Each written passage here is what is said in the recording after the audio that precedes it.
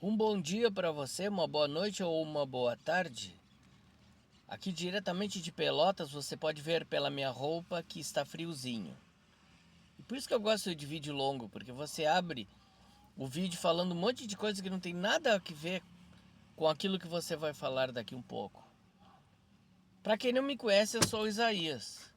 E eu gostaria que você comentasse aí embaixo: devo parar com esse canal? Estou perdendo meu tempo? Ou vale a pena eu continuar? Porque afinal eu só tenho cento e poucos inscritos. Prova que o pessoal não vai muito com a minha cara. Então, se você acha que eu devo parar, comenta aí embaixo. Se você acha que eu devo continuar, então dá seu apoio também. Quem sabe um dia eu chego na monetização desse canal. E a palavra que eu quero ler, meditar, está em Êxodo. Eu estou lendo o livro de Êxodo, ainda faltam alguns capítulos. E duas palavras me chamaram a atenção, uma para cada vídeo. Nós vamos começar, esse vídeo aqui vai falar sobre a questão da murmuração. Todos nós murmuramos. Infelizmente, não era para ser. É algo muito feio que você faz quando você murmura. É algo que desagrada a Deus. E eu conheço pessoas que muitas vezes não conhecem a Deus, que não são murmuradoras. Vocês já sabiam disso? Vocês acreditam? Estou falando sério. Mas nós cristãos, a gente acha que nós temos uma garantia de que tudo vai dar certo na nossa vida 24 por 7. Ou melhor, 24 horas do dia, os 7 dias da semana. Tudo vai dar certo, nunca vai dar nada errado. Afinal, nosso Deus é o Todo-Poderoso, não há Deus igual. O nosso Deus pode fazer qualquer coisa. Ele é o Deus onisciente, onipresente, onipotente. Ele é nosso Pai, o Pai cuida bem dos filhos. Às vezes tem gente que puxa a cadeira e diz: Deus, senta aí que nós vamos ter um papo tete a tete. Nós vamos conversar. Quer dizer, a pessoa se acha no direito de botar Deus contra a parede. E Deus deve achar muito engraçado, porque é engraçado realmente a situação. Colocar Deus contra a parede. Colocar o Criador, o Todo-Poderoso contra a parede. E as pessoas reclamam por nada. E nós cristãos, muitas vezes, nós achamos que nós temos que... Eu já pensei isso aí. Olha só o que eu vou falar. Eu já pensei, e você deve ter pensado muitas vezes, que porque nós somos cristãos, nós temos que ser mais rico que os ímpios. Ímpio, aquele que não conhece a palavra de Deus, aquele que não conhece, não tem um relacionamento com Jesus. Então muitas vezes as pessoas pensam outra coisa, mas voltando para cá, e pensam que nós temos que tudo dar certo em todas as áreas, em tudo. O nosso casamento tem que ser o melhor, o nosso carro tem que ser o melhor, a nossa casa tem que ser melhor, o nosso salário tem que ser melhor. Então, nós criamos um tipo de fantasia, as coisas de Deus para a nossa vida são as melhores, vai dar sempre certo. Claro que as coisas de Deus para a nossa vida são as melhores, mas no seu devido tempo e as que o Senhor quiser, Ele continua sendo soberano. Quando a gente vê o povo de Israel, era tanta murmuração, e eu digo assim, cara, se eu estivesse lá, podia ter sido exterminado em uma das pragas que Deus mandou pela desobediência do povo. O Senhor prometeu, mandou Moisés e Arão para libertar o povo. O Senhor mandou 10 pragas, sendo que a última foi a pior. Porque enquanto mexeu com o dinheiro, enquanto mexeu com a condição do país, enquanto mexeu com a saúde do povo, era difícil, mas passava. Agora, quando mexeu com a morte do primogênito, toda a casa tinha um morto. Eu estava pensando, eu seria um que ia capocar, como diz um irmão na internet, porque eu sou primogênito. O meu filho também iria, porque o meu filho também é primogênito. Mas, felizmente, a gente não estava lá, e se nós estivéssemos lá, nós estaríamos dentro da casinha lá com a verga de sangue na porta. E eu fico pensando, o povo foi tirado de uma forma maravilhosa diante dos olhos de Faraó, de todos os egípcios. E como é que o povo, de repente, vai para um lugar que a água está amarga e eles murmuram?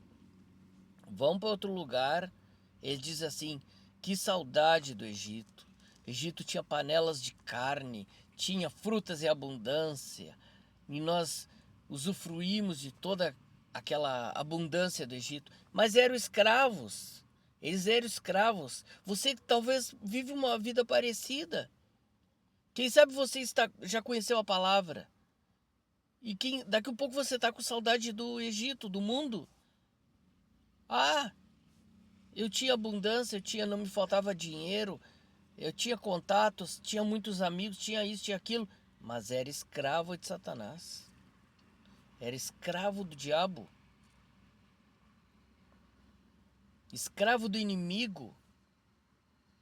Então aí eu pergunto para você, que vantagem tem? Hoje é muito melhor, hoje você é livre. E o que você está passando, vai passar. Você está passando, mas isto vai passar na sua vida. A sua tribulação não é para sempre. Agora, quer retardar a bênção? Murmure. O povo murmurou porque não tinha água. Aí o Senhor manda Moisés bater na rocha. E Moisés foi lá e bateu. Não adiantava passar a mão na rocha e dizer, rochinha, por favor, coloca uma aguinha para nós. Pô, a gente tá com sede. Não adiantava, tinha que bater. Não adiantava levantar a mão e dizer, eu te ordeno, dá água. Não, tinha que bater. Mas Moisés, irritado com o povo que nunca parou de murmurar, reclamando que não tinha carne, e aí o Senhor manda, a palavra diz que o Senhor mandou as codornizes e eles estavam comendo e nem tinham terminado, a carne ainda estava na boca, eles ainda estavam mastigando quando o Senhor mandou uma praga por causa disso. Mas que Deus é esse? Deus é um Deus de amor, mas é um Deus de justiça. Eu sou um daqueles, se você acha, o que você acredita? Eu acredito no evangelho de firmeza. O nosso Deus não é brincadeira. Esse evangelho que estão pregando aí de que tudo bem, evangelho da graça, amém, glória a Deus, é o evangelho da graça mesmo. Mas agora, porque tem graça, não pode viver de qualquer jeito. E os pregadores não podem pregar uma facilidade.